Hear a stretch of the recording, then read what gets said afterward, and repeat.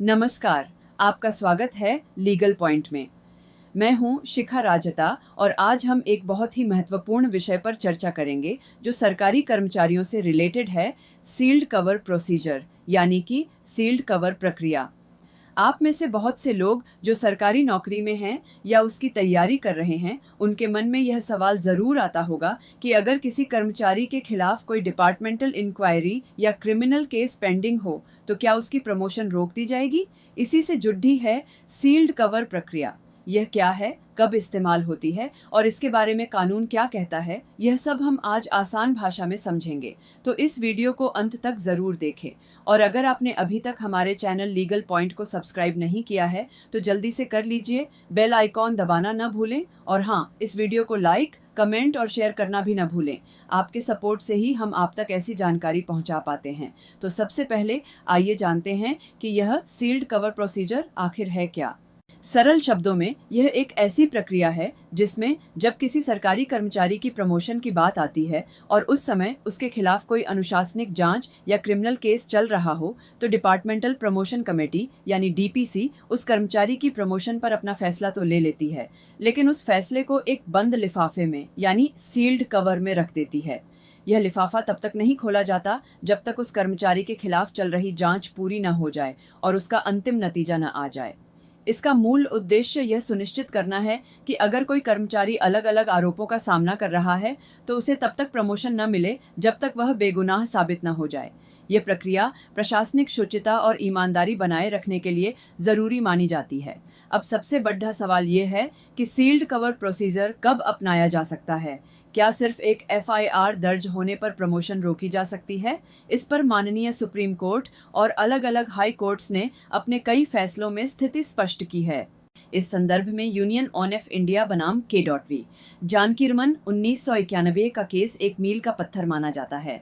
इस केस में supreme court ने साफ तौर पर कहा कि सील्ड कवर प्रोसीजर सिर्फ तभी अपनाया जा सकता है जब किसी कर्मचारी को डिपार्टमेंटल इंक्वायरी में चार्ज मेमो या चार्जशीट इशू हो चुकी हो या फिर क्रिमिनल केस में कोर्ट में चार्जशीट दाखिल हो चुकी हो। इसका मतलब यह है कि सिर्फ प्रिलिमिनरी इन्वेस्टिगेशन यानी प्रारंभिक जांच या एफआईआर दर्ज होने के आधार पर किसी की प्रमोशन को सील्ड कवर में नहीं रखा जा सकता। ऐसा इसलिए है क्योंकि प्रारंभिक जांच में बहुत समय लग सकता है और कई बार यह जांच बिना किसी चार्जशीट के ही समाप्त हो जाती है। ऐसे में अगर सिर्फ जांच के आधार पर प्रमोशन रोक दी जाए तो यह कर्मचारी के साथ अन्याय होगा।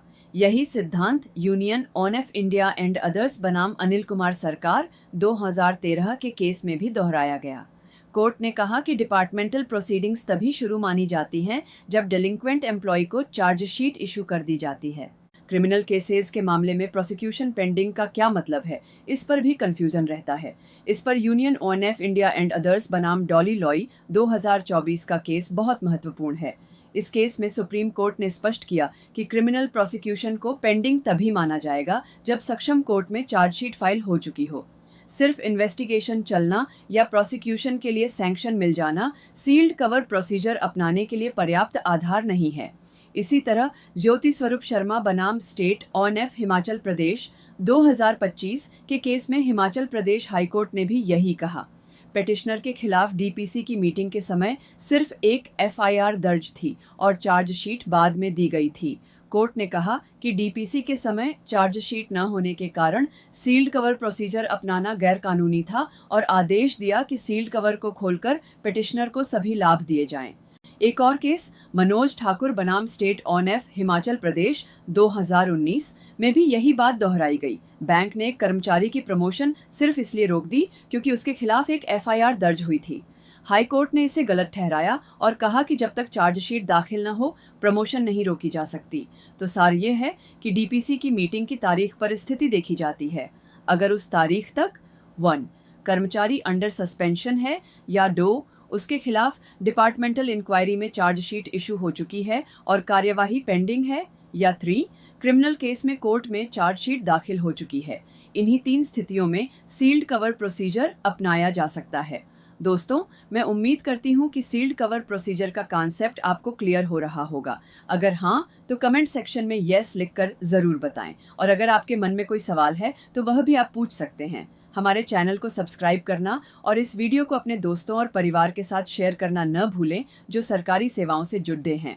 अब आगे बढ़ते हैं और जानते हैं कि अगर किसी कर्मचारी को जांच में बेगुनाह पाया जाता है तो क्या होता है।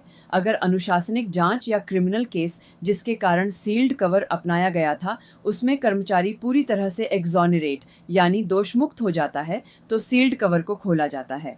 और अगर डीपीसी ने उसे प्रमोशन के लिए फिट पाया था तो उसे उस तारीख से प्रमोशन दी जाती है जब उसके जूनियर को प्रमोट किया गया था। यही नहीं, उसे प्रमोशन से जुड़े सारे कॉन्सिक्वेंशियल बेनिफिट्स जैसे कि एरियर्स ऑन एफ सैलरी भी दे जाते हैं। भूपिंदर कुमार बनाम स्टेट ओएनएफ हिमाचल प्रदेश 2022 के केस में कोर्ट ने कहा कि जब कर्मचारी की गलती के बिना प्रमोशन में देरी हुई हो तो उसे सिर्फ नॉशनल प्रमोशन देना और एक्चुअल मॉनेटरी बेनिफिट्स न देना गलत और आर्बिट्रेरी है। लेकिन यहाँ एक और पहलू है। अगर जांच के बाद कर्मचारी पर कोई पेनल्टी यानी दंड लगाया जाता है तब क्या होगा। केवी जानकी रमन केस के अनुसार अगर डिपार्टमेंटल प्रोसीडिंग्स के नतीजे में कर्मचारी पर कोई भी पेनल्टी यहाँ तक कि सेंशर निंदा की पेनल्टी भी लगाई जाती है तो सील्ड कवर में रखे गए फाइंडिंग्स पर कोई एक्शन नहीं लिया जाएगा। ऐसे में कर्मचारी के प्रमोशन के केस पर अगली डीपीसी में नॉर्मल कोर्स में विचार किया जाएगा, उस पर लगाई गई पेनल्टी को ध्यान में रखते हुए। गौतम सिंह चेठा बनाम स्टेट ओएनएफ हिमाचल प्रदेश 2011 के केस में भी यही कहा गया।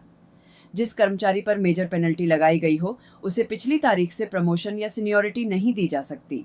उसकी प्रमोशन का मामला पेनल्टी पीरियड पूरा होने के बाद आने वाली डीपीसी ही कंसीडर करेगी।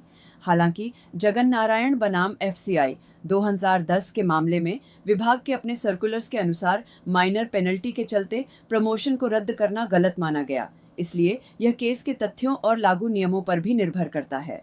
एक और महत्वपूर्ण बात जिसका जिक्र HP handbook on personal matters में है वह है सील्ड कवर केसेस का रिव्यू। नियमों के अनुसार अपॉइंटिंग अथॉरिटीज को हर 6 महीने में सील्ड कवर में रखे गए मामलों की समीक्षा करनी चाहिए। ऐसा इसलिए ताकि यह सुनिश्चित हो सके कि जांच बेवजह लंबी न खींचे। अगर जांच 2 साल के बाद भी पूरी नहीं होती है और कर्मचारी सस्पेंशन में नहीं है तो कुछ शर्तों के साथ उसे एडहॉक प्रमोशन देने पर भी विचार किया जा सकता है। लेकिन भजन सिंह बनाम स्टेट ओएनएफ उत्तराखंड 2013 के केस में सुप्रीम कोर्ट ने इस बात पर सख्त टिप्पणी की जब एक कैंडिडेट के खिलाफ पेंडिंग चार्ज शीट्स को सिलेक्शन कमेटी के सामने रखा ही नहीं गया। कोर्ट ने कहा कि यह नियम 5 रूल 5 का साफ उल्लंघन है जिसके तहत मेरिट का आकलन करने के लिए सभी जरूरी तथ्य जिसमें ऑफिसर की इंटीग्रिटी भी शामिल है कमेटी के सामने रखे जाने चाहिए। इस मामले में सिलेक्शन को ही रद्द कर दिया गया। तो दोस्तों, आज हमने सील्ड कवर प्रोसीजर से जुड़े कई अहम पहलुओं को समझा। आइए मुख्य बातों को एक बार फिर से दोहरा लेते हैं। पहली बात, सील्ड कवर प्रोसीजर सिर्फ तभी अपनाया जा सकता है जब डीपीसी की मीटिंग के दिन कर्मचारी या तो सस्पेंड हो या उसके खिलाफ डिपार्टमेंटल इंक्वायरी में चार्ज शीट इशू हो चुकी हो या क्रिमिनल केस में कोर्ट में चार्ज शीट दाखिल हो चुकी हो। दूसरी बात, सिर्फ एफआईआर या प्रारंभिक जांच के आधार पर प्रमोशन को सील्ड कवर में नहीं रखा जा सकता। तीसरी बात, अगर कर्मचारी जांच में पूरी तरह से दोष मुक्त हो जाता है तो उसे पिछली तारीख से प्रमोशन और उसके सभी वित्तीय लाभ मिलेंगे। चौथी बात, अगर कर्मचारी पर कोई पेनल्टी लगती है तो सील्ड कवर नहीं खोला जाएगा और उसकी प्रमोशन पर अगली डीपीसी में विचार किया जाएगा। और पांचवी बात, सील्ड कवर के मामलों का नियमित रिव्यू होना अनिवार्य है। मैं आशा करती हूं कि यह जानकारी आपके लिए उपयोगी साबित होगी। सरकारी कर्मचारियों के लिए अपने अधिकारों और उनसे रिलेटेड कानूनों को जानना बहुत जरूरी है। अगर आपको यह वीडियो पसंद आया तो इसे लाइक और शेयर जरूर करें। आपके सवाल और सुझाव हमारे लिए बहुत मायने रखते हैं, तो कमेंट करना न भूलें। लीगल पॉइंट को सब्सक्राइब करें और बेल आइकॉन को प्रेस करें ताकि आप हमारा कोई भी वीडियो मिस न करें।